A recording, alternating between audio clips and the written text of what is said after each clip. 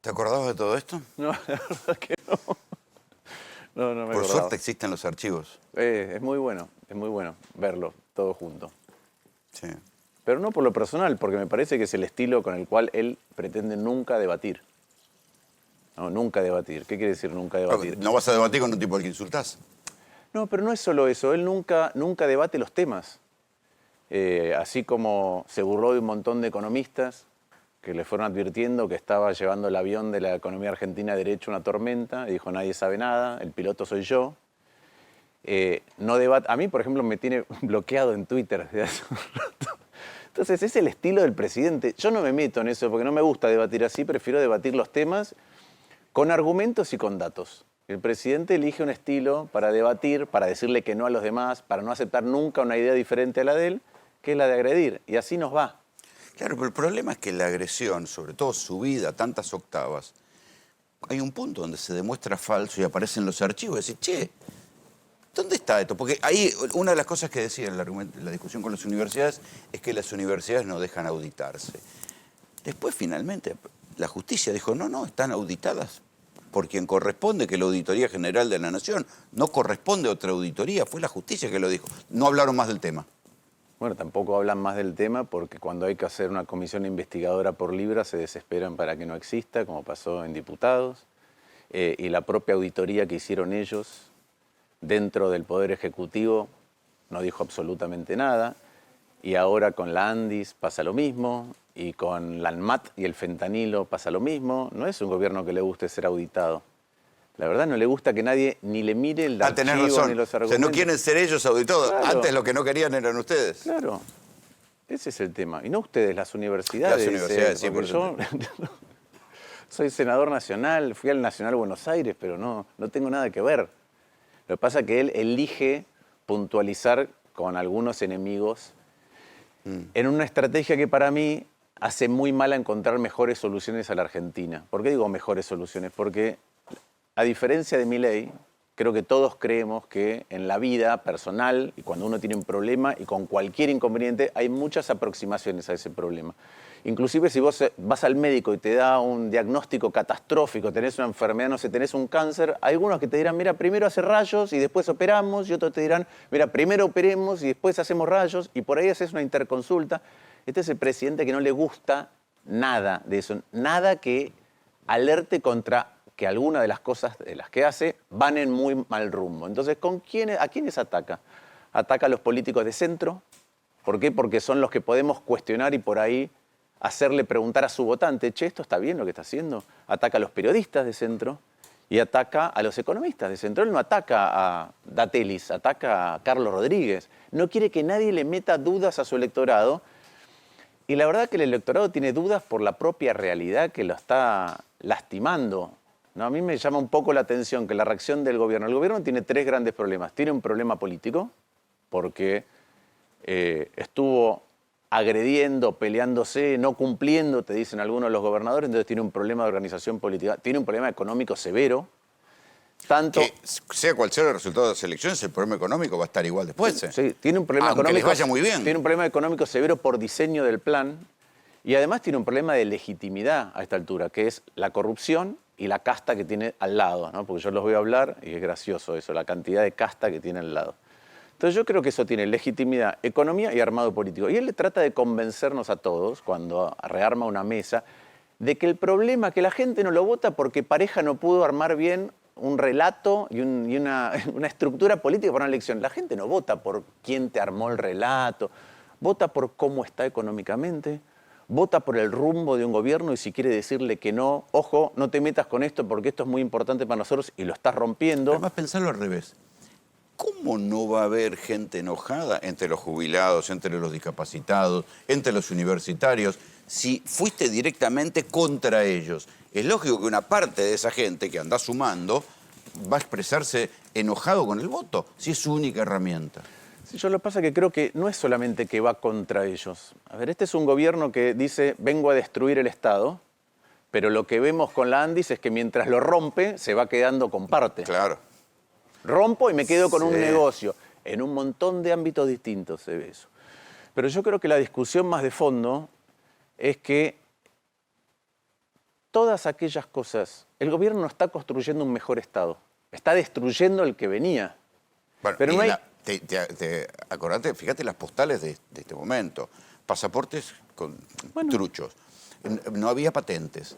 Medicamentos que mataron, nadie controló a un laboratorio, murieron 96 personas. Digo, podemos seguir sobre las cosas que están destruyendo el Garrahan. Cantidad de cosas estatales que están destruyendo. Pero porque para mí parte de un error conceptual el presidente, que es que la manera de no tener déficit es gastar bien. Si vos necesitas resolver A, B, C y D, y en cada uno de esos gastás de más para resolverlo por corrupción, por falta de foco, por mala gestión, al final terminás teniendo déficit porque la sociedad te reclama que le resuelvas problemas. Claro, pero hasta acá era una cuestión ideológica. No, pero lo que digo es, él no mejora el Estado. Él llega al superávit porque corta todo. ¿Pero qué cosas corta? Bueno, corta cosas que son muy importantes para construir otra sociedad. Si vos cortás la universidad, entonces una incubadora de zurdos. Sí, ya él dijo un montón de disparates sobre la universidad. Primero que toda la educación pública es adoctrinamiento, después que había muchos alumnos, después que había extranjeros, después que las auditorías. Pero la verdad es que este es un presidente que no lo escuché hablar una sola vez de educación. Yo supongo que su votante, inclusive su votante, le gustaría saber hacia dónde quiere conducir la educación. Nunca más habló de los vouchers. ¿Te acuerdas de los vouchers? No hay ningún plan sobre eso, no habla. Nunca habló bien sobre la salud. No tiene un plan sobre la salud. Por eso digo que él va destruyendo cosas del Estado que son todas cosas que son importantes para construir una sociedad. Y no solo eso. Vos imaginate lo siguiente. ¿Por qué la clase media? ¿Qué le pasa hoy a la clase media? Primero, por la ingeniería del plan, su dinero disponible es menos que cuando arrancó Milei. ¿Sí? Entonces está calculado en alrededor de 10% menos. Una vez que se empiezan a pagar los servicios públicos, te queda 10% menos. Sobre eso te hice endeudar y desahorrar. Los ahorros que tenés, sean dólares o plazo fijo, valen muchísimo menos que en diciembre o noviembre del 2023. Entonces desahorrás y no te alcanza para nada. A eso agregale la paritaria pisada a la mitad. Sobre eso te hice endeudar con la tarjeta de crédito en préstamos personales. Lo que está pasando es que la gente que pagaba al mínimo la tarjeta de crédito se multiplicó por 2,5 veces y ahora tenés morosidad en la tarjeta de crédito. Subió al doble la morosidad en los préstamos a las familias. Entonces, eso te pasa por un lado. Pero hace mucho tiempo que a la clase media le cobramos un montón de impuestos. El gobierno argentino le cobra un montón de impuestos, pero no le da las cosas que le daba antes. Salud, seguridad, educación. ¿Qué hace la gente? En algún lugar se lo trata de proveer a sí mismo. Por ahí manda a sus hijos a un colegio parroquial. Por ahí tiene una obra social o una prepaga o algún seguro de salud. Por ahí yo digo seguridad privada. La gente dice seguridad... No, seguridad privada es que vos a la noche, cuando sale tu hija, le des plata para un Uber porque tenés miedo de que vuelva caminando en el colectivo. Estás pagando para tener un poco más de seguridad. Entonces, a la clase media, vos primero le cobraste impuestos, no le diste lo que le tenías que dar, se lo fue a conseguir por su propia vía, es decir, bueno, yo lo pago, lo saco de mi bolsillo, a pesar de que pague impuestos, lo saco de mi bolsillo. Y ahora viene este gobierno y todo eso, el colegio, la prepaga, el transporte, todo te lo sube. Y cuando vos decís, bueno, a ver, ¿y en el sector público qué está mejorando? ¿Está mejorando en la educación? No, de hecho quiere romper la universidad, que es una de las cosas que los argentinos seguimos buscando para poder transformar la vida de una familia. Y con la salud, no, con la salud, si tenés un problema, si tu hijo tiene un problema y tan grave que tiene que ir al Garrahan, también voy a romper el Garrahan. Y con la discapacidad, con la discapacidad tampoco. Y pasan cosas adicionales. El otro día, voy a decir el nombre del padre, no de su esposa ni del hijo que está internado en el Garrahan. El padre se llama Germán. Y Germán me decía, yo tengo a mi hijo internado por un problema oncológico. Y esto me da mucha pena. Me dijo, me da mucha pena por los médicos. Porque si vos vieras cómo trabajan los médicos, lo que hacen desde lo humano, desde lo técnico. Un padre que tiene un hijo internado en el Garrahan le da pena por los médicos. Y él decía, y yo siento frustración y violencia. Pero quiero decirte esto, que es lo grave, es, van rompiendo esto, pero al mismo tiempo insultan. Yo nunca vi una cosa así, que te ajustan, te sacan y te insultan.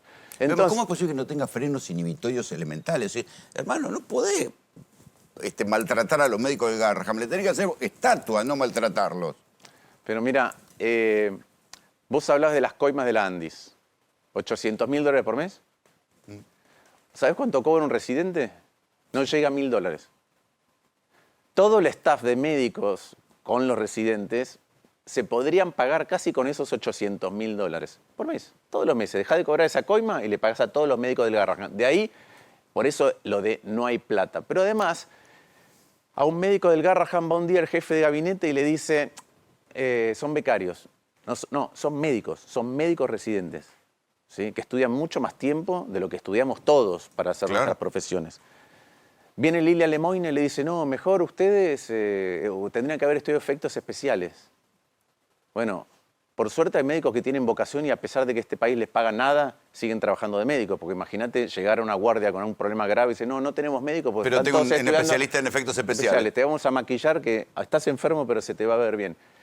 Y la otra diputada, Santillán, les dijo que en realidad mentían que ganaban mucho más que la canasta. Entonces, la verdad es que es un gobierno... Pero ¿somos conscientes de la ruptura de la convivencia política que está generando el gobierno? Nunca había pasado esto, Martín. Yo no, a este nivel, con este nivel de agresividad... Con kirchneristas de todas las maneras posibles, pero no pasaba esto. A nosotros, Capitanín rompió un día un diario Clarín en cámara, y ha pasado un montón de cosas contra los periodistas, pero no esta cosa de que son ensobrados, no los odiamos lo suficiente. ¿Dónde está el valor mínimo de convivencia democrática? Mira, yo tengo un hijo de 12. Yo cuando empieza a aparecer el presidente, porque en algún programa lo empiezan a pasar, trato de que no escuche, no por si está bien o está mal, por el tono de violencia con el que habla. Y no me puedo imaginar qué le pasa a padres que tienen un hijo homosexual cuando ven que el presidente argentino va a un lugar y dice son pedófilos. Vos sos presidente de la Unión Cívica Radical todavía. En cualquier país que te hayan reventado la oficina siendo presidente de un partido opositor sería un escándalo. ¿Alguna vez se supo qué pasó? Detuvieron a la policía de la ciudad, detuvo los responsables, que si no recuerdo mal son chilenos. Pero por ejemplo la ministra de Seguridad a mí nunca me llamó por el tema. Nunca.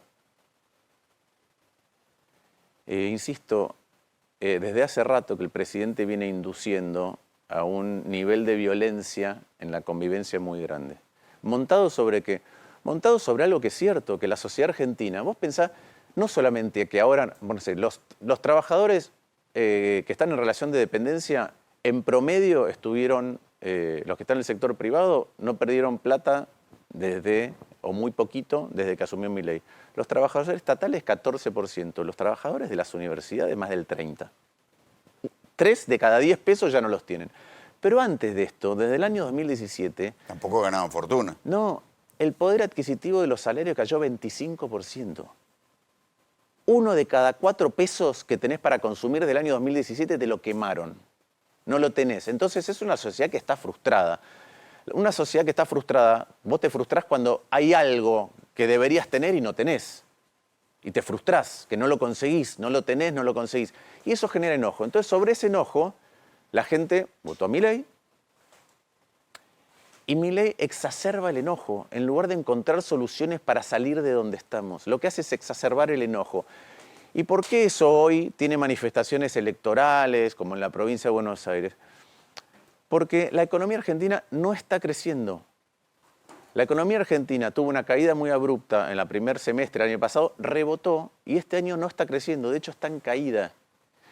Y se perdieron empleos formales registrados en relación de dependencia, se perdieron 10.000 empleos por mes. Esto es lo que hay detrás. Se suponía que era el que sabía de economía. Esta es una economía que no crece. Entonces, ¿qué empieza a pasar? Que la esperanza o que el enojo que se había transformado en un nuevo gobierno, y entonces una esperanza, se empieza a topar con que, bueno, sí, la inflación bajó, pero yo consumo cada vez menos. Cuando al presidente le dicen la gente no llega a fin de mes, él contesta cosas como... No está muerto, salía a la calle llena de cadáveres. ¿Pero qué quiere decir que alguien no llega a fin de mes? Que alguien con sus ingresos actuales no puede vivir como vivía antes. Y entonces siente que para su nivel de consumo, no importa si es pobre, clase media baja, clase media alta, clase media media, lo que siente es que tiene el agua acá. No, y además lo maltratan. Y que cualquier imprevisto va a hacer que traiga un poco de agua. Entonces, ¿qué es un imprevisto? No sé, se te rompió la heladera en tu casa. Tenés que comprarle zapatillas a tus chicos. Le robaron la mochila a tu hija. Todo eso genera imprevistos que hacen que no llegues porque tenés que dedicar esa plata, que encima es mucha porque todos esos bienes son caros en la Argentina, y mientras dedicas plata a eso, tenés que consumir menos del resto. Lo mismo está pasando con la gente que, lamentablemente, para poder mantener mientras todo subía y defender un poco su nivel de vida, se tuvo que endeudar. Pero hasta acá el debate era ideológico. O sea, la receta ultraliberal o otras recetas más matizadas de la economía. ¿Qué cambió para vos a partir de los audios españolos?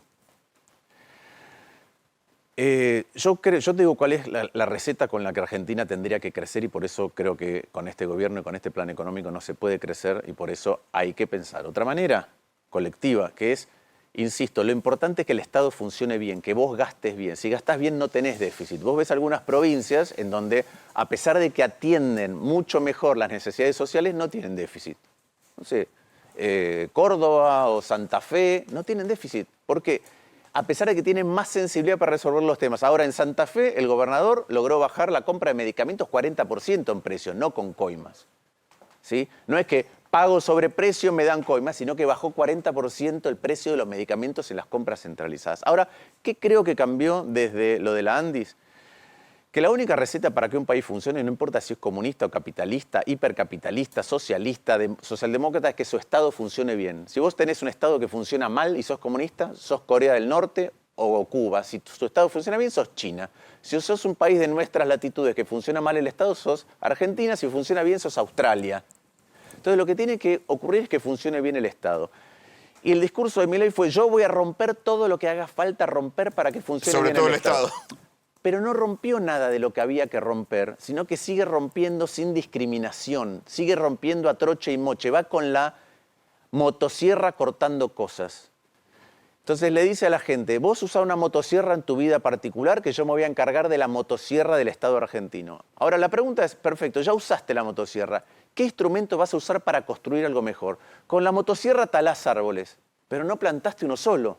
Entonces, la gente ve que le pasó una motosierra a su estilo de vida, que en el Estado las rutas. Que en el Estado pasa una motosierra. ¿En dónde? En las jubilaciones, en la discapacidad, en las rutas, en el Garrahan.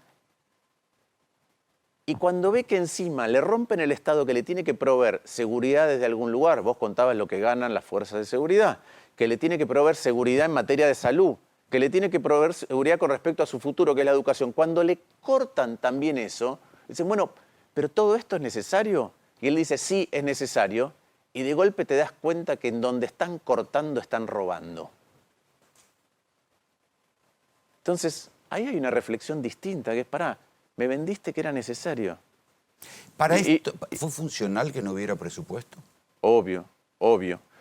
Igual antes de eso, quiero destacar una cosa muy importante que dijiste vos. No es el 3%. No es el 3%. Porque el 3% es lo que se le sumó al 5% que venía de antes. Pero vos dijiste algo muy importante. Si alguien paga coimas de 8% es porque le está vendiendo muchísimo más caro al Estado. Entonces lo que se pierde es mucho, pero mucho más que ese 3%. Y eso es lo que ve la gente. Cortás, me decís que tenés que destrozar el Estado, pero te veo que te estás metiendo partes en el bolsillo. La facturación de la droguería suizo-argentina aumentó un 2.600% en lo que se conoce hasta ahora. En el Estado Nacional, que además, acordate esto, Milei venía y decía, Ministerio de Trabajo, afuera. O sea que redujiste los ministerios, pero la facturación de la Suizo se multiplicó por 31, porque la cifra que yo tenía era 3.000%. Pero si no, se multiplicó por 27, en el caso que decís vos. Y eso está replicado en otros lugares que están saliendo, y yo pido desde hace mucho que prestemos atención al RIGI. ¿Por qué? Porque el grado de discrecionalidad que se guardó el Ministerio de Economía al diseñar la ley es enorme, y ya sabemos que la discrecionalidad no es buena amiga de la transparencia. Prestemos atención a eso, pero me habías hecho una pregunta. No, te decía, porque hasta acá Milei se presentaba como un cruzado del superávit fiscal. Cuando aparecen las coimas... Lo del presupuesto. Lo del presupuesto, si es funcional el manejo, claro, que no haya presupuesto. ¿Qué logró Milei al no tener 2 años presupuesto? Recordemos que la primera vez no tuvo presupuesto en acuerdo con Massa. No hubo presupuesto para el año 2024 con un acuerdo con Massa y después en 2025 él eligió no tener presupuesto. Imagínate esto. Pero porque lo iba a mandar él. Sí, no lo mandó. No lo mandó, aprovechó ese acuerdo de va a cambiar el gobierno, el que gana hacer el presupuesto no lo hizo y ahora tampoco lo hizo este año. ¿Para qué le sirve? Le sirve para esto. Imagínate que vos tenés un presupuesto del año del 2023 que eran 100 o 1000, ponele. La inflación acumulada hasta acá es 150%. Entonces esos 1000 se tendrían que transformar en 2500. De hecho, vos recaudás los 2.500, porque la recaudación sube con la inflación. Si vos tenés algo en IVA, pagás 100, el IVA es 21, pagás 200, pagás 42 de IVA. Entonces con la inflación te sube la recaudación. Entonces a él la recaudación le pasó de 1000 a 2.500. Pero en los gastos, en el presupuesto, todavía tiene autorizados 1000. Entonces él decide qué hacer con los 1.500 restantes. Él decide a quién ajusta o no. Él decide si larga partidas. Para la Suizo-Argentina, para los amigos de o para Menem, las universidades, o para la Andis, o para el Garrahan. el lacrimógeno. Él decide, claro. Esa es la discrecionalidad, el enorme poder que le da él en un contexto inflacionario alto, no tener presupuesto. ¿Te lo imaginás buscando algún grado de recomposición, no te digo reconciliación, pero recomposición de diálogo con las fuerzas políticas? Mañana, por ejemplo, en su discurso en cadena nacional. Me parece dos cosas. Sí, creo que el presidente siempre ha redoblado su apuesta y se ha puesto cada vez más violento. Creo que en su personalidad es muy difícil admitir que no tiene razón y que se equivocó, sobre todo con el plan económico. Él dijo, desde enero hasta acá, dijo 3 cosas. Dijo que, bueno, el año pasado dijo que la economía iba a crecer como pedo de buzo, buzo, ¿no? Ya la economía no está creciendo. Pero también dijo desde... Y el buzo se fue también, sí. No quedó ni el buzo. Desde enero hasta acá dijo que, primero dijo que él hubiera puesto bandas del dólar más abajo para hacerle perder más plata a los especuladores y que el dólar podía ir a 600. Sí, sí. Y dijo, no hay mejor negocio en la Argentina, no hubo mejor negocio este año que comprar dólar. Lo otro que dijo, un tiempo después de eso, fue que la tasa de interés iba a colapsar porque el riesgo país iba a desaparecer. Fijémonos cómo están las tasas de interés y cómo está el riesgo país. Entonces, ¿qué tiene que hacer el presidente si quiere dialogar? Tendría que decir, en algunas cosas tengo razón, la verdad que en otras me he equivocado, vengan. ¿A vos te parece que puede hacer eso? No me lo imagino. Sería... Bueno. Lo otro un dato, periodísticamente sería un dato importantísimo. Lo otro que tiene que hacer un gobierno para poder dialogar es cumplir con la palabra.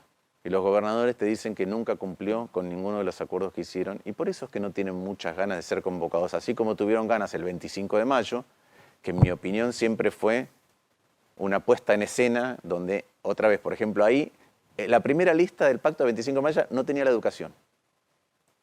Incorporar, es decir, el pacto refundacional de la Argentina no tenía incorporado. ¿Qué diría Sarmiento, no? Entonces, no va a admitir errores. Lo segundo es, no cumple con la palabra empeñada, cuando pide que los demás la cumplan. Y lo tercero es que sigue provocando. La verdad es que vetar las universidades y sacarse una foto emblemática del veto para comunicarlo, él y Karina Milei, es casi un insulto. ¿Qué pensás que va a pasar con la ley universitaria? He visto comportamientos tan indignos en algunos legisladores nacionales que siempre me genera dudas, pero yo creo que hay una conciencia cada vez más grande, porque lo marcó la sociedad cuando votó ahora, de que el rumbo tiene que ser modificado. Y entonces eso también hace repensar a algunos que por conveniencia estaban con la Libertad Avanza, por conveniencia, por prebendas, etc. Ahora la sociedad le dijo, mirá, todo bien, pero hay que resolver las cosas de otra manera. No puede ser que en la Argentina, si tenemos un Garrahan, entonces la verdad es que el plan económico no funciona. No puede ser. No puede ser que en un país estemos pidiéndole a los médicos, a los docentes y a los policías una vocación enorme porque les pagamos una miseria. No puede ser. Por eso digo, hay que gastar bien. Y este es un gobierno que no se mete en ninguno de esos temas. Ahí entra la cuestión de la falta de autoridad moral a partir de los audios. Sí. sea, ¿con qué cara le decís a los médicos del Garrahan, fúmense un sueldo de menos de $1000, mientras los sobreprecios de la droguería arman una cadena de felicidad que investiga la justicia, lleva a la casa de gobierno? Por eso yo creo que ¿Cómo se sostiene eso? Por eso yo creo que él hoy en su barco tiene que estar preocupado con cómo tapar dos agujeros. El agujero de la legitimidad, que evidentemente, como no quieren reconocer que hay un problema grave de control, Lo de que hacen es detección y de demonizar al que le corrupción, discute. Entonces, por el lado de la legitimidad no lo quieren reconocer, el problema que tienen en cuanto a la administración pública, en cuanto a la falta de transparencia, en cuanto a la corrupción, y una vez que se detecta corrupción, en no querer dar explicaciones, porque eso es lo otro, y en el plan económico. Entonces, si el gobierno reconoce y entonces, en virtud de tapar esos dos agujeros, dice, voy a reconfigurar mi mapa político, voy a tener otra construcción política, bueno, los argentinos que vamos en ese barco que se empieza a llenar de agua, vamos a estar más tranquilos. En la medida que no lo hace, la preocupación es cada vez mayor. Te pregunto como exministro de Economía y como economista, ¿cuán grave es la situación? Primero, yo lo voy a dividir en dos. Creo que la situación de la economía, porque a mí no me gusta esto de no, la macro está bien, pero la micro está mal. Si la macro está bien, la micro no está mal. Entonces, la macro está mal por cómo fue diseñado el plan y eso hace que un montón de sectores tengan cada vez más problemas y que estemos perdiendo empleo, que estemos perdiendo empresas y que no puedan encontrar las empresas combustible para reencender el motor. Y pasan casi todos los sectores. Pero hay riesgo de un estallido económico como ya conocemos y hubo tantos en Argentina. Por un lado está esa economía que es la economía que más importa. La otra, que es llamémosle la economía financiera, tiene una fragilidad muy grande. ¿Por qué importa esa economía financiera? Porque cuando eso se descalabra mucho, también se afecta a la economía de todos los días. Sí. Entonces, la verdad que sí, tenés un riesgo, como dije antes, porque a pesar de que podemos enumerar, no sé, todo le hemos dicho a los economistas, al presidente, por ahí no. Está bien, pero estamos en etapa quimioterapia. Sí, pero ¿Puede él haber eligió, estallido de mercado? Pero él eligió, es que este es un presidente que si no cambia el rumbo, insisto, le venimos diciendo un montón, pero particularmente los economistas que se dedican a la economía todos los días a mirarla. No importa si es Melconian, Cavallo, Carlos Rodríguez, Marina Dal Poyeto, Álvarez Agis, usted va a un frente de tormenta. ¿Qué hace el presidente? Dice, ustedes no saben nada, yo soy el mejor meteorólogo, soy el mejor piloto, el mejor del mundo mundial, me voy a ganar el premio Nobel y enfila directo a la tormenta. Entonces, vos me preguntas, ¿cómo está el avión? Frágil. ¿Y qué hace el presidente? Por ahora parece decidido a seguir de frente a la tormenta. ¿Y qué más hace? ¿Y qué más hace? Los mejores asientos del avión se los reparte a sus amigos, a los sectores que ya tienen ventajas en Argentina y te manda atrás sin cinturón de seguridad. Pero vos fuiste ministro de Economía. Sí. Desde el ministerio se ven cosas que nosotros no vemos. Se ve un tablero, a lo mejor ellos ven un tablero que nosotros desde el llano no estamos viendo. No, yo creo que en este equipo económico pasa lo contrario. Que es que hay no ve en la calle, esto seguro. Hay un tablero entero que no lo conocen. ¿Por qué? Este es un presidente que no viaja por las provincias, ¿no? Fue 2 veces a Bahía Blanca a decirle que se tenían que arreglar ellos. Fue una vez a Corrientes a recibir un premio, fue una vez a Córdoba a sobrevolar incendios, pero no bajó. Y fue a Tierra del Fuego porque vino el que está a cargo del Comando Sur, ¿no? La generala Richardson antes y ahora después el otro. Pero no recorre el país. ¿Y el ministro de Economía dónde viaja? Está todo el día... Por eso, entonces yo creo que hay todo un tablero desde hace mucho que se le viene advirtiendo, ojo porque este programa económico como va a lastimar mucho la actividad económica. Pero sacaron varios conejos de la galera. El blanqueo... Sí, el blanqueo, el fondo, el blanqueo. ¿Hay más conejos? Veo muy difícil que haya otros conejos. Cada vez se hace más difícil para el mago sacar un conejo de la galera cuando todo el mundo mira y está tratando de ver si es un truco o si es una solución. Entonces yo creo que es cada vez más complejo el sacar conejos de la galera, pero insisto con que el problema, en mi opinión, es que no reconocen que tienen un problema, ¿no? Y el equipo económico también. No es Argentina un país como para que un equipo económico se ponga a burlarse de otros. Porque Argentina es un país difícil de administrar desde el punto de vista económico. Y si vos ves que se burlaron de otros economistas, el cantito del dólar flota, de la tasa flota, y ahora están interviniendo por todos lados. Vos lo decías, están interviniendo con los encajes, ahora están interviniendo otra vez las tasas. ¿Te puedo pedir una explicación apta, boludos? No hay plata para, no sé, aumentarle a los jubilados ni aumentarle a los discapacitados. Pero todas esas intervenciones, todas esas emisiones de deuda a tasas altísimas, no son gasto, no es plata que se gasta. Sí, claro que es plata.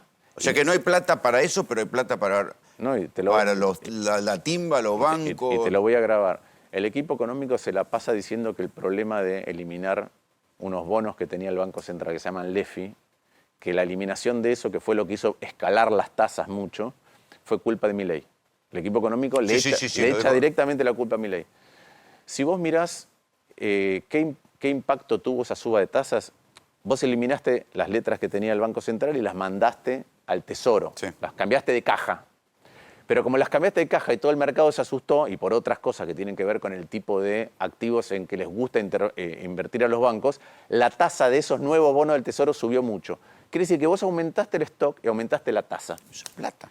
No solamente eso es plata, sino que en eso solo, en la Y para eso hay plata. En la suba de tasas, más la suba del stock, que ocurrió por culpa de una medida de Milei, de acá a la elección vamos a haber gastado más plata que lo que costaba subirle a los jubilados de acuerdo a la ley.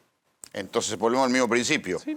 No hay plata para lo que él dice, pero hay plata Para pagar. para la timba Y para la timba, o para los sobreprecios de los laboratorios. para la timba y sobre todo para pagar el error de política económica que cometió Milei. Porque va para la timba, pero se inició por un error de política económica. Es decir, vetó la ley de los jubilados, pero al rato cometió un error que costó más que la ley de los jubilados. Eso es lo que pasó. Lo que pasa es que es difícil entenderlo, Martín. Sí. O sea, yo empecé a preguntar, le pregunté a Hernán Lecher, empecé a preguntarle a diferentes economistas, y todos me decían, sí, claro, faltó que me dijeran, sí, claro, boludo, pero el contraste es muy fuerte. Le negaste la guita a los jubilados y se la llevaron a los bancos. Sí, es así. Es así. Lamentablemente es así. Sí. Pero lo mismo... Pero no es un escándalo. Es que otra vez parte de la concepción que tiene Milei de que él se las sabe todas, que es lo que veíamos en el archivo que pasaste al principio. Dedicado. Él se las sabe todas, él es el mejor del mundo mundial y él todos lo Y envidiamos. los demás somos todos fracasados, por supuesto. Sí. Bueno, es importante... De ensobrado a fracasado, te Sí. despido, te agradezco que hayas venido. Pero es importante entender que Argentina siempre da oportunidad y que realmente hay ciertas cosas estructurales de la Argentina que no tienen que ver con Milei, que tienen que ver con sus recursos naturales, que proveen un potencial para que Argentina deje de tener crisis tras crisis tras crisis porque le faltan dólares. Pero el camino, es decir, que más adelante hay algo que uno puede vislumbrar como se puede acomodar. Pero Eso requiere una discusión seria. Exactamente. El cambio de matriz productiva, el pasar de dejar de ser un país agropecuario a ser un país exportador de gas, hay que discutirlo en serio, no levantar los gasoductos y gastan plata de la obra pública. Por eso está bien ordenar las cuentas, pero hay otra manera de ordenar las cuentas. Hay una manera de ordenar las cuentas que te cuesta menos en la actividad económica, te cuesta menos en lo social y que te provee, si estás construyendo un Estado mejor, un camino a aprovechar de verdad las oportunidades que Argentina tiene. Porque si no, si vos tenés un Estado cada vez peor, proclive a crisis, no importa cuántos recursos te lluevan, tarde o temprano te los terminás gastando. E insisto, acá no hay un gobierno que haya dicho quiero una mejor gestión. Hay un gobierno que dice quiero gastar menos. ¿En qué? En todo. ¿Por qué? Porque soy el topo que viene a destruir el Estado. No soy el topo que viene a construir un Estado mejor. Soy el que lo viene a destruir. Ese no es un camino para que prospere ninguna sociedad, y menos una sociedad de 45 millones de personas que no son clientes del JP Morgan. Trabajan acá, trabajamos todos acá, vivimos acá, queremos vivir acá y lo que pasa acá nos afecta y no es que un día nos damos vuelta y listo, terminamos de hacer el carry trade y nos vamos. Entonces hay otra manera, pero la verdad que este es un gobierno que no quiere escuchar otra manera porque tiene un sesgo ideológico y un sesgo de odio por algunas cosas muy pero muy fuerte. Martín, gracias por venir. Te despido con el spot con el cual la Universidad de Buenos Aires está convocando a la marcha para resistir el veto del presidente Milei el próximo miércoles. Queremos cursar.